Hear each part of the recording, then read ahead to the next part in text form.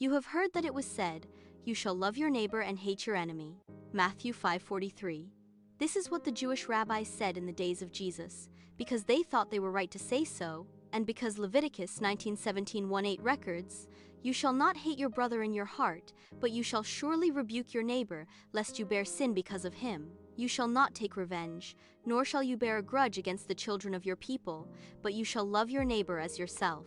They argued that the Bible only taught them not to hate their own people, but that they could hate their enemies.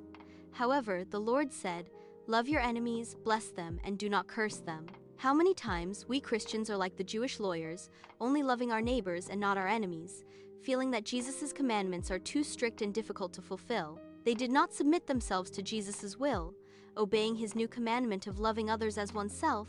They did not quite believe that God's love could flow out from the hearts of believers, flowing to the people around them and even loving their enemies. Of course, to achieve this level, it requires God's special grace and the cost of working tirelessly, spending time, and praying urgently. When I was pastoring in Cape Town, South Africa, I met a German elder who held a full-time preparatory class every night for 12 Kaffir people, preparing them to serve in the Woodstock English Church. Once he asked one of the students, "Do your people have enemies?" He said, "Oh yes, it's the Fingo people.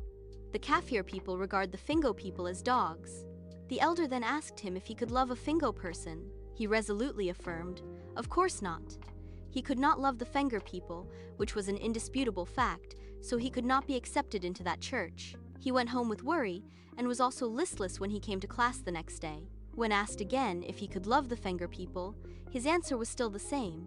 So he was not accepted by that church like the others, but he still went to class every week, and was always very serious. Obviously, he had a great struggle in his heart, until one night he appeared with a radiant face. "I can love the Fenger people now." He had been praying for this matter, and God also heard his prayer, allowing him to seek God's love in prayer, thereby overcoming the limited and selfish love of man, and this is the only way to love one's enemies.